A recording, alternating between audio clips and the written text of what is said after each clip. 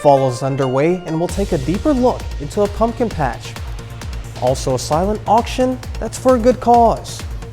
And we'll show you how pioneers once lived in the 4 states. The 4 states' most watched news starts now. The OEL Farm is hosting the community of Pittsburgh to its annual Pumpkin Patch event. The farm hosted different activities such as tractor riding, mini golfing, hay riding, gold mining, tie-dye, and barrel riding. A supervisor says the patch is a place for bonding. I think it brings, joy to everyone in the family because, it's a good place for the family to come. It's good bonding time. I know in the fall it can be hard to have some bonding time because of the sports and Friday night football games and everything. So I think it's a good time for families to come and be together and, it's good bonding time. The farm is open on Saturdays and Sundays from 10 a.m. to 5 p.m. Harbor Village Museum is celebrating its history today. The museum celebrates by demonstrations and different events such as churning butter, hearth cooking, sausage making, old-fashioned games, and gardening. One executive director shares what the museum history represents. And so for us, it not only represents ecology, it represents history, and it gives our students hands-on education to be able to provide the knowledge of what we used to do and how we used to live. Reynolds says the site gets over 200 visitors a day. First Free Will Baptist held their annual roundup today. The event featured horseback riding for kids, cornhole tournaments, and a lawnmower train. The event gives parents an opportunity to catch up and fellowship. I think the energy for the event this year, people love horseback rides and they love good food. The adults get to sit and visit, which not very often do you have a time where you get to sit outside on Sunday afternoons like the good old days and sit around and visit with each other and then have the kids entertained while you're there. To find more events such as this one, you can find them on our website at KOAMnewsnow.com. The 9th annual Mount Moriah silent auction took place today. The auction is to help fund different events that they hold for the youth throughout the year. Some of the items included historical pieces from the old church. It also featured a potato feed and a bake sale. Well, this is a great opportunity. You can come get something to eat and have a good time and fellowship. It's not just it's not just a fundraiser. This is a family fun night. It's always a big event for my family to come and bid against each other and try to get something. Mount Moriah is located at 15506 Nutmeg Road in Carthage. President Biden and Governor Ron DeSantis have both declared a state of emergency in Florida ahead of a likely strike by Tropical Storm Ian. The storm is expected to explode in strength today and quickly become a major hurricane. Christian Benavidez has the latest from Miami. Floridians are filling sandbags, waiting in long lines for gas, and emptying grocery store shelves in preparation for Tropical Storm Ian. Keep the water out of your place if it actually gets to that point. Better safe than sorry, bro. All 67 counties in Florida are under a state of emergency as the National Hurricane Center keeps a close eye on the storm's projected track, which could change in the coming days. From the Tampa Bay area all the way up to Escambia County along Florida's Gulf Coast, you could potentially see it make landfall in any of those places as of right now. Ian is first expected to skirt past the Cayman Islands, and emergency officials are preparing for hurricane conditions. We must prepare for the worst and absolutely pray and hope for the best. Tropical storm conditions are already hitting western Cuba, and the area is expected to feel the full brunt of the storm early Tuesday. Then Ian's next stop, Florida. It's going to be pretty broad impacts throughout the state. You're going to have wind, you're going to have water. There could be flooding on the east coast of Florida as a result of this. It's a big storm. Ian's expected to make landfall by midweek. Christian Benavidez, CBS News, Miami. President Biden has canceled his Florida DNC appearance on Tuesday due to the storm, and the state has called up 2,500 National Guard members to assist. Well, with that being said, Sam Lane joins us with the first look at the weather. Yeah, we're going to take a look at Ian a little bit closer now, and right now it's very close to hurricane strength. It's expected to become a hurricane by tomorrow morning, and notice the models are very much in agreement on the path of this storm. By Monday evening, we're looking at a Category 2 storm with 100-mile-an-hour winds just south of Cuba. Then as we go through 24 hours, by Tuesday evening, it's going to be a Category 3. And again, the models are still very much in agreement on the path just to the west of Key West. Then as we go through time, by Wednesday morning, we're looking at a Category 4 hurricane just south and west of Tampa, and the latest guidance now has it coming a little bit closer to Tampa, and this is the worst case scenario for Tampa, in that on the right-hand side of the hurricane is where all the storm surge occurs, and that's going to be funneled right into Tampa Bay if this forecast verifies. So it's going to be a disaster from Fort Myers northward, and then eventually coming ashore along the Forgotten Coast in northwestern Florida, and then eventually up into southern Georgia. So it's going to be a major headache for those folks. Fortunately, nothing like that in our forecast, which I'll tell you about in just a little bit. We now take this time to honor tonight's four-state hero. Private Leroy Hatley served in the Union Army during the Civil War. The Humboldt, Kansas native was a part of the 9th Kansas Cavalry. To Private Leroy Hatley, we thank you, our four-state hero. And coming up, how Capitol Police are adjusting their recruitment. Police departments across the country are struggling to hire new officers. The U.S. Capitol Police are taking different measures to actively recruit, including boosting their starting pay to nearly $74,000 per year. CBS's Scott McFarland has more. She was watching on TV, far from the front lines, but the attack of January 6th changed Janae Maxwell's life. A few weeks ago, this former child care worker graduated from the department's academy and became one of the newest members of the U.S. Capitol Police Force. Motivated to do so partly by what she saw during the riot. All that ugliness and all that horror that happened here on January 6th, that didn't dissuade you or turn you off to it? No, actually, it just encouraged me even more and inspired me to be a part of, like I said, something that was bigger than myself. The mission is so important here. And what Capitol Police have ratcheted up recruitment efforts to land new officers like Maxwell with an advertising and social media campaign and a boost in pay. Because they have to. The agency lost more than 150 of its officers to retirement in the year after the siege. Support and defend the Constitution of the United States. A new chief who took over after January 6th says the new campaign is off to a good start. Every month, we're getting 1,000 or more applications. A class of 25 more officers graduated Friday. Is that a flash of patriotism you're seeing, maybe in the recruitment numbers? There's no doubt in my mind that's part of it. And frankly, that's what brought me here. Capitol Police isn't alone in seeking new officers. Police departments nationwide are trying to boost recruitment.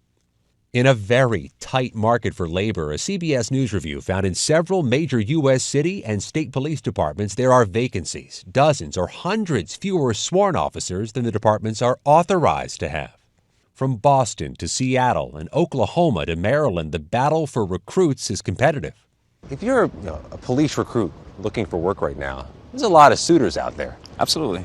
But Felipe Villalobos, who came to the U.S. from El Salvador at 16 and spent 8 years in the military, chose to join the Capitol Police. I mean, it's everything. It's the heart of the nation, my opinion.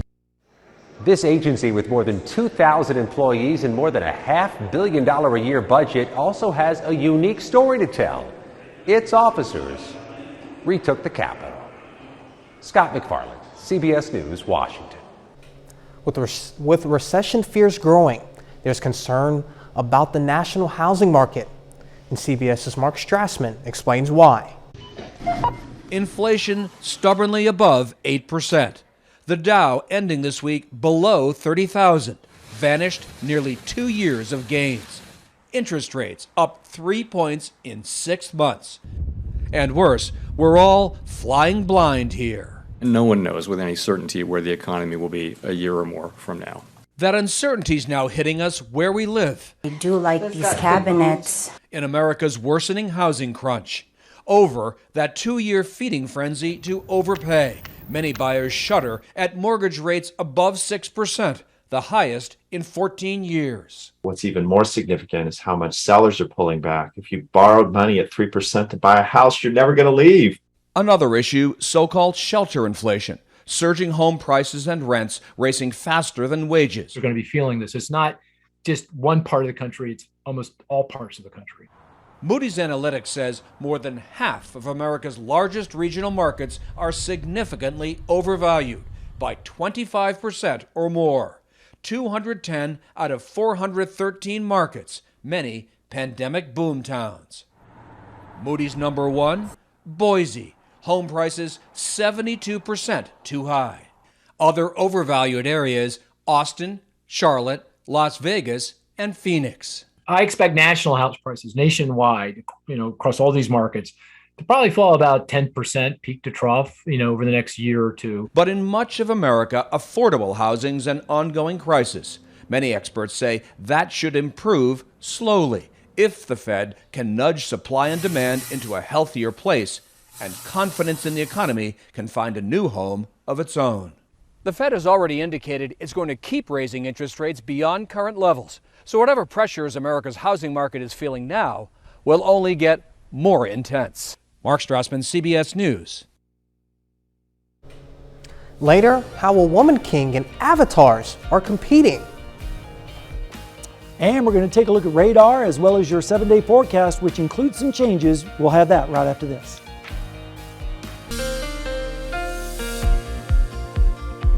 Well, friends, it was a beautiful day across the area with temperatures a lot cooler today than they were yesterday, with the record-setting 94. We didn't have that today, thank goodness. Right now outside, it's a pretty nice evening down in Seneca, Missouri at the Indigo Sky Casino and Resort. Pretty nice evening across the entire area, actually. This afternoon, we made it up to 83 degrees, starting out at 59, which was a little bit above normal, but at least it wasn't way above normal. The records are 90 and 37 back in 1989. Over this last few weeks, we've been seeing temperatures way above normal for quite some time. This should actually say 20 days above normal, 4 below, and only 1 normal day. And last week, we had 3 days that we set record highs. So we don't like seeing that this time of year. It would be nice to get some rain in here, help us cool it down, and also give some moisture to some of the vegetation, as right now we are in exceptional drought for southeastern Kansas, northeastern Oklahoma, extreme drought surrounding that, which encompasses a large segment of our area, but everywhere is dry. We desperately need some rain, and unfortunately we're not seeing it. And on radar tonight, it's all clear. All of this is just moisture in the air, what little there is, and that is it. No precipitation really to speak of. Temperature right now is 60 degrees. It's calm, and it feels like 60 out there. The dew point is 44, making it very comfortable out there with a humidity of 55%. And the pressure is currently rising. All right, let's take a look at the temperatures right now. Generally in the 50s and 60s across the area right now. 62 in Chanute, 63 in Iola. Northerly winds bringing in some drier air currently. And when we look at the dew points, they're way down there, generally in the upper 30s to lower 40s across the area. We had 30s earlier over in Nowata. Now they're up to 42, 45 in Grove and 45 in Pittsburgh, making it feel very comfortable out there tonight. All right, let's look at the forecast. For tonight, we're going to see lows in the 50s across the area, also some 40s too. 48 in Yates Center, Fredonia, 49 in Independence, and 48 over there in Miami. A little bit warmer off to the east in Greenfield with a low of around 50. Then tomorrow afternoon, mostly sunny skies. Dry air will allow temperatures to soar up into the upper 70s to lower 80s across the area with northerly winds. Another beautiful, gorgeous day to start the work week. And then as we go through Monday night into Tuesday morning, winds turn around more to the east, but still lows are going to be very comfortable, upper 40s to right around 50 degrees, wall to wall. And then Tuesday afternoon, another nice day across the area with high pressure a little bit centered off to the east of us. So the winds come around to the south, and so we see mid-80s out to the west and around 82 here in Joplin. Then Tuesday night into Wednesday morning, southeasterly winds with lows generally in the mid-50s and lower 50s and maybe even some upper 40s up to the north in Mountain City with 48. The next 7 days, well, I wish I had rain to promise, but unfortunately there's nothing there, not a drop in the bucket, with highs in the 70s and 80s and then lows in the 40s and 50s. And then next weekend we start getting close to record temperatures again, especially early next week. Just for you, Jalen, on your birthday, Monday, we could set a record. I'm going with 89 right now, but wouldn't be surprised if some areas get into the lower 90s once again. Personally, I wouldn't mind it being warm on my birthday, but I'm sure the rest of the 4 states is wanting some cooler temps.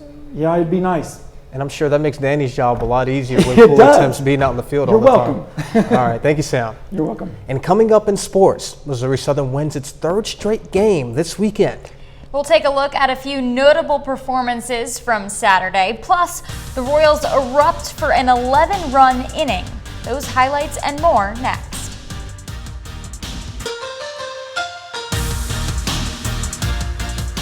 The Kansas City Chiefs are off to a 2-0 start this season. They're back on the road today for a Week 3 matchup against Indianapolis. The Colts still looking for their first win. They strike first Matt Ryan to Jelani Woods for a 1-yard touchdown. Later in the second quarter, Clyde Edwards-Helaire punches it in. Chiefs take their first lead, 14-10. To the fourth now, 30 seconds left in the game. Ryan connects with Woods down the middle for a 12-yard score. Colts on top, and not much time left for the Chiefs. Trying to get into field goal range, Patrick Mahomes' pass is broken up, tipped into the hands of Rodney McLeod Jr. The interception seals the win for the Colts, 2017 the final. For us as offense, we got to make it where those little mistakes don't cause a loss. I mean, we had multiple chances to get in the end zone. If we get in the end zone one time, and so don't stall out in the red zone that second half, the game's over. So, I mean, it's just with the defense plays like this, the defense plays like they did today, and they've played this whole season, we got to win these football games. I mean, our schedule gets no easier. We have a hard game, Sunday Night Football against Tampa next week with a great defense. So we have to get better quickly, and if we don't want these L's to start piling up. We want to make sure we get back on that winning train. Missouri Southern won its third straight game on Saturday, topping Fort Hays State 25-24. The Lions are now 3-1 on the season. Here are a few notable performances from Saturday's win. Nathan Glades ran for 112 yards and a score. Trace Willite caught the game-winning touchdown pass, his first collegiate touchdown. Defensively, Richard Jordan Jr. tallied 9 tackles, plus he forced 2 fumbles, including one that set up Willite's go-ahead touchdown. Jordan now has 11 forced fumbles in his career, which sets a new school record. Pitt State is a perfect 4-0 on the year following a 14-13 win over Emporia State on Saturday. Caleb Lewis rushed for 117 yards and scored the go-ahead touchdown. The Gorillas' defense played a solid game. The Hornets trailed by 1 point in the fourth quarter. Trent Thompson came up big for the Gorillas with a sack for a loss of 7 yards. That led to a missed field goal for Emporia State, and Pitt State hung on to win the game. The Kansas Jayhawks stay rolling this week, topping Duke 35-27 on Saturday. Quarterback Jalen Daniels accounted for all 5 touchdowns in the game. Kansas is now 4-0 for the first time since 2009. Head coach Lance Leipold says there's been a big difference in recruiting now that the Jayhawks are gaining national attention. People are paying attention. They're seeing change. I think we had a large group here today. Even some surprises and stuff to come in and take it in. And some have been people who have been here before, and they see a change. They see the crowd. They see the excitement. They see the potential of what this program can be, and it's exciting. And it's still going to take some work, but it's definitely been different the last couple weeks on the phone for sure. The new AP poll was released today. The top 5 teams all stay the same. Oklahoma State remains at 9. The Cowboys had a bye week. They're 3-0 this season. Oklahoma drops 12 spots following their loss to Kansas State, and the Wildcats crack the top 25, now 3-1 on the season. They sit at number 25. Kansas in the conversation as well. They received the most votes among those outside the top 25. Kansas City plays their final home game of the 2022 season today. The Royals enter this afternoon's game with a 38-42 home record. Series finale against Seattle. Mariners extend their lead here in the 5th. Ty France slides it into right field. 2 runs come in. Seattle scores 8 runs in the inning, but guess what? Kansas City can top that. Here come the Royals, bottom of the 6th. Kansas City down 11-2. Mike Massey blasts a 2-run home run. Later in the inning, runners on the corners. Bobby Witt Jr. finds grass in deep right. 2 more score. Royals within 4. Now Massey back up in the same inning. He goes the other way. 4th RBI of the afternoon for Massey, and that makes it a 1-run game. Very next batter, Ryan O'Hearn, lines it to right. It's a 2-run double for the lead. What a comeback! The Royals score 11 runs in the 6th. Kansas City hangs on to win 13-12. St. Louis closes out a series against the LA Dodgers today. Dodgers win the finale 4-1. Yadier Molina drives in the Cardinals' lone run of the afternoon off a single to left. That's a look at sports. We're back after this. Well, as you know, every Sunday we ended with a look at this week's top box office numbers, and David Daniel has an early estimates for those films. If only they would just die. Pearl, starring Mia Goth, fell to 5th place, earning $1.9 million. The horror film Barbarian made $4.8 million, landing in 4th place. The re-release of Avatar brought in $10 million, enough for a 3rd place finish. Some things are worth fighting for. The Woman King failed to hold on to its crown, falling to 2nd place with $11.1 million. Here you can live the life you deserve. Whether because of or in spite of all the bad press, Don't Worry Darling debuted #1, collecting $19.2 million in its opening weekend. In Hollywood, I'm David Daniel. Yeah, Avatar was re-released for like the 20th time in the last 10 years. Haven't they made enough money already? I don't know. James Cameron isn't satisfied, I guess. I guess not. Well, let's take a look at the forecast. We are satisfied with that as far as temperatures go. At least we're not setting records in this forecast, but we do need some rainfall. Now, next week, that's a different story. We could be getting close to record territory again, but like I said, we need the rainfall. So I'm sure your eyes are set on that Saturday temperature. You know, we got a big game coming up. What do we have in sports? I'm always looking at the football days. Yeah, like you said, Saturday, Pitt State, Missouri Southern, that's a big one. Yeah. Chiefs also have a big one on Sunday Night Football against Tampa Bay, so hopefully they figure a few things out after tonight's loss. Yeah. All right, well, sounds good. Well, remember, we're always on at KOAMNewsNow.com and the KOAM News app. Thanks for making us part of your night. We'll see you here next time.